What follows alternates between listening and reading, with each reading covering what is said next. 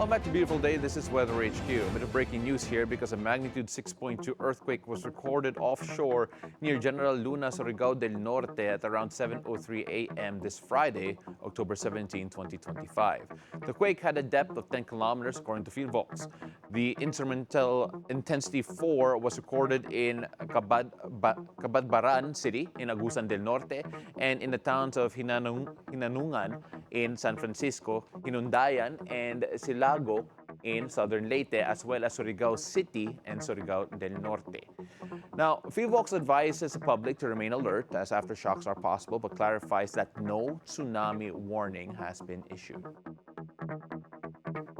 As an archipelago along the Pacific Ring of Fire, the Philippines is highly vulnerable to earthquakes and tsunamis. Just staying on the news here, these hazards can strike without warning, making disaster preparedness and awareness vital in saving lives. In observance of World Tsunami Awareness Day on November 5, the DOST PHIVOLCS DOST Region 1 and the City Government of Vigan lead the 2025 Tsunami Run, a unique event promoting readiness, awareness, and community resilience. To tell us more about this initiative, we're joined by Ms. Charmaine Villamil, geologist and senior science research specialist from DOST PHIVOLCS and project leader for the World Tsunami Awareness Day celebration. Magandang umaga, Ms. Charmaine. Thank you so much for joining us here on Beautiful Day. Magandang umaga, Paolo, at magandang umaga sa ating mga viewers and listeners. All right, so a while ago, we actually had the privilege to say that wala pong tsunami warning in what happened in Surigao just a while ago. But for those wondering in general, ano nga ba ang tsunami and what normally triggers it? What normally triggers tsunami warning in particular? What are the criteria for that? Okay. Una, let's try to describe first what a tsunami is, no? Tsunami is a Japanese term to refer to waves or series of waves. Ito ay ginagamit para tukuyin ang mga sunod-sunod na alon na karaniwang dulot ng isang malakas na lindol mula sa ilalim ng dagat. Minsan, ang mga tinatawag na submarine landslides o pagguho sa ilalim ng dagat, pati na rin ang pagputok ng mga bulkan na nasa ilalim ng dagat o kaya naman bulkan na napapalibutan ng tubig, sila rin ay nakakalikha ng tsunami. Ngayon, kapag ang lindol na to ay may lakas na magnitude 6.5 pataas at lalim na less than 70 kilometers, ang DOST PHIVOLCS ay naglalabas ng tinatawag na tsunami warning. Let's talk about yung readiness po ng mga coastal communities po natin. Gaano ka-importante po that yung mga coastal communities natin ay ready for the eventual threat of tsunamis because they are easily the most vulnerable sa population po natin? Okay. Ito ang isang mahalagang maintindihan natin, no? Yung threat or panganib ng tsunami ay totoo. The threat is real. It happened in the past, like what happened in Moro Gulf noong 1976, almost 50 years ago, no? Nangyari yan, it killed more than 6,000 people, and it may happen again. So kailangan nating ma-realize na tayo na may mga coastal communities. In fact, all the coastal communities of the Philippines are very prone to tsunami, no? So, although rare, the impacts could be very devastating. That's why we really have to prepare for them.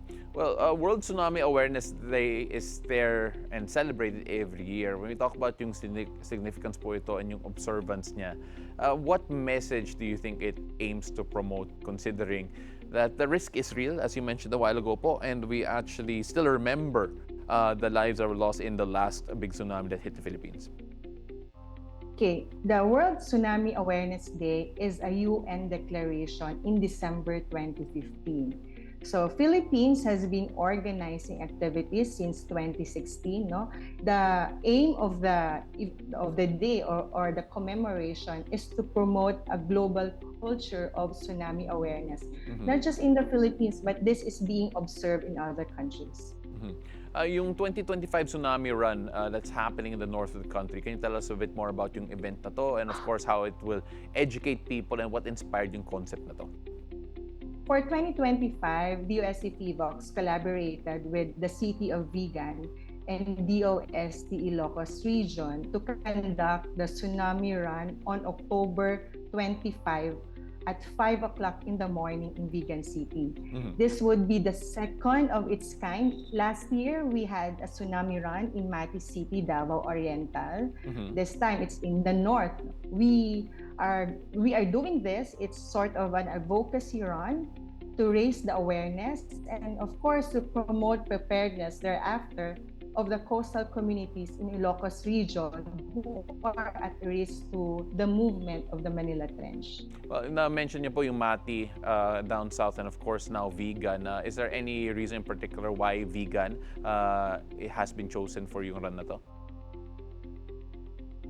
Okay. Last year, December 2024, there were a series of earthquakes. We call it earthquake swarm offshore of Ilocos Sur. So we received, maybe you've seen posts, social media posts, news about people fearing about the threat of tsunami.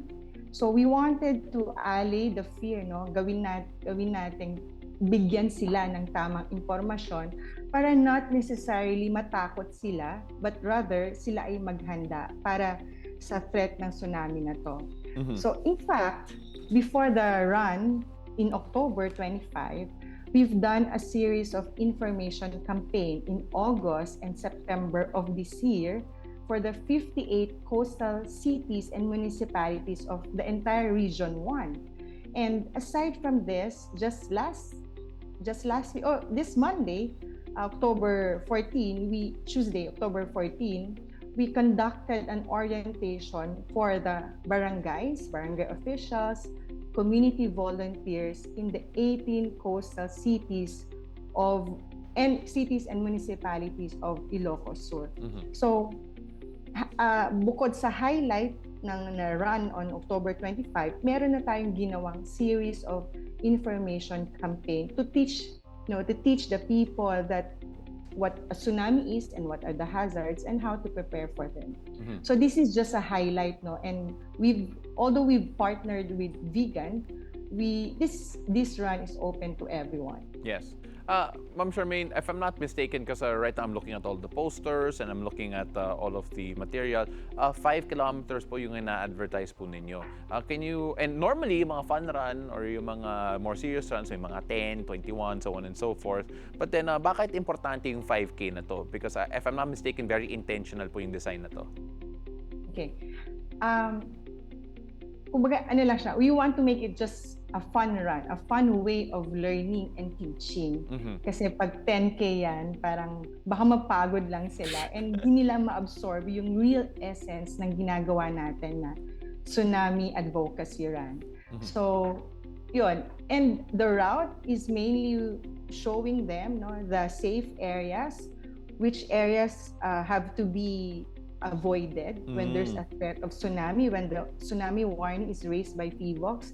So saan sila palayo dapat sa tabing dagat, going inland, no? There should be perpendicular roads away from the shoreline towards high grounds or towards part of the area where it is already safe from tsunami waves. Does actually moving 5 kilometers inland, is that enough to avoid yung tsunami po? Yeah, we made sure that the route from the finish line up to from the starting line to the finish line, ang dadaanan nila ay safe. No? Hindi natin nilagay yung route doon sa hazard-prone area kasi baka ma-familiarize sila dun sa mali. So nilagay natin siya dun sa tamang daan. So to stay safe, kailangan tumakbo sa route. And at least yan yung maging information nila. All right, so when we talk about the partnerships that you have, you mentioned po working with local government or local government units, and I'm sure organizations like DOST Region 1 and has been finding ways to partner as well. Gaano ka-importante yung cooperation between the LGU and DOST in particular to make sure na science-based, decision-based, and of course, science-based decisions are being made, and of course, that lahat ng mga measures that are being created to address things like tsunamis are actually scientifically sound. Collaboration is very important for us in the national government. No? Ang unang dahilan dyan is to augment the funding that we have. So the local government, the regional offices can help us in the funding of activities like this, that activities that go down to the grassroots, to the community level. Aside from that, the organization and coordination at the local level and regional levels are facilitated by these partners. So, mas maayos, mas magiging effective yung campaign natin by partnering with these offices. And lastly, sustainability. No? We encourage them to also continue doing projects and activities and ensuring them that DOST PHIVOLCS will continuously provide technical assistance to them. And Paolo, I have to mention, aside from DOST Region 1 and Vigan City, katulong din natin dito ang Provincial Government of Ilocos Sur, ang PIA, the Regional Office of PIA. They have invited media and information officers to attend our press conference to help spread the awareness through our media. And lastly, the Office of Civil Defense. Kasama din natin sila. Well, it takes a village po to try and make all of this work, and we really appreciate all the effort that you're making, and hopefully more and more people will learn about being prepared for tsunamis. So before we let you go, Ms. Charmaine, is there any way those who are in coastal communities can try and reach out to either the LGUs or the DOST in particular to be more aware of yung mga kailangan gawin in case a tsunami warning is raised? All right. DOST PHIVOLCS has a lot of activities other than this event. So we have program campaigns, program initiatives for the local government, for international collaborations, for teachers and school learning facilitators, for the media. And we encourage the public to subscribe, to follow our official social media channels and our website, to be able to get updates on what is happening, not just for tsunami, but also for earthquakes and volcanic activities, volcano-related activities. And they can also avail lecture packages from DOST PHIVOLCS. They can invite PHIVOLCS to set up exhibit in their schools, in their communities. And we have information materials readily available from our website. Our website is so abundant with information materials. We also give away flyers, posters that the communities can read up and can post in their barangay halls and other places in the communities. Ms. Charmaine, we really appreciate all of that, and hopefully your event's a success, and hopefully we can run it also soon. My partner's a very good runner, and she wants to do that very soon as well. Why not join in Vigan? I think it's too soon on 25th, but I don't think I'll be able to make it there. Pero I love Vigan, and hopefully I can come back again soon. Maraming salamat po. Thank you so much, Ms. Charmaine. Thank you too.